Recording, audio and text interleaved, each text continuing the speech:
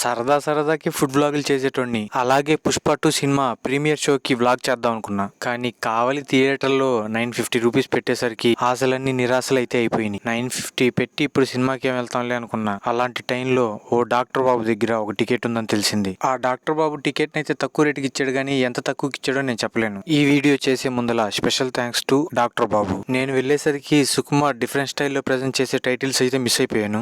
Opening షాటే చైనానో జపానో తెలియదు, ఒక fight scene అయితే ఉంది, కానీ దీనికి ఈ స్టోరీకి ఏం సంబంధం లేదు. కట్ చేస్తే మళ్ళీ పుష్పరాజ్యంలోకి వచ్చేస్తాడు. పుష్ప ఎంట్రీకి అయితే థియేటర్లో అందరూ ఫోన్లు తీసి తగ్గేదేలే అన్నారు. Pushpa 1 screen play, Pushpa 2 screen play రెండు ప్యారలల్ గానే ఉంటాయి. కాకపోతే పుష్ప 2 కొంచెం లార్జ్ స్కేల్ లో ఉంటుంది. ఈ సినిమా దేని గురించి అంటే సీఎం తో ఫోటో కోసం. నార్త్ లో ఈ సినిమా బాగా ఎక్కాలని బాగా కాన్సన్ట్రేట్ చేసినట్టున్నారు. అందుకే మధ్యలో హీరో తుపుక్ అని ఊస్తూ ఉంటాడు. అది కిల్లియో కైనియో తెలియదు. ఇక ఇంటర్వ్యూలో అయితే సేమ్ పుష్ప 1 లానే ఫస్ట్ అయితే వెళ్ళిపోయి మళ్ళీ వెనక్కి తిరిగి వస్తాడు. మంచి ఛాలెంజ్ అయితే చేసి వెళ్ళిపోతాడు. అసలు తగ్గేదేలే అనే డైలాగ్ తో ఇంటర్వ్యూలో అయితే పడద్ది. ఇంటర్వ్యూలో బయటకి అయితే వచ్చాము. క్యాంటీన్ లో మన బడ్జెట్ లో ఏం లేవని చెప్పి మళ్ళీ తిరిగి సీట్ లోకి అయితే వచ్చేసాను. సెకండ్ హాఫ్ అయితే స్టార్ట్ అయిపోయింది. ఈ సినిమాలో వచ్చే ప్రతి సాంగ్ హుక్ లైన్ ని మనకి ముందే ఫీడ్ అయితే చేసేస్తారు. ఇక ప్రీ క్లైమాక్స్ కి వస్తే వేరే లెవెల్ అయితే ఉంటుంది. ఆ సీన్ తర్వాత సినిమా మొత్తం 360 టర్న్ అవుద్ది. దాని తర్వాత వచ్చే క్లైమాక్స్ ఫైట్ అయితే అస్సలు తగ్గేదేలే. మామూలుగా సినిమా అయితే అయిపోయింది.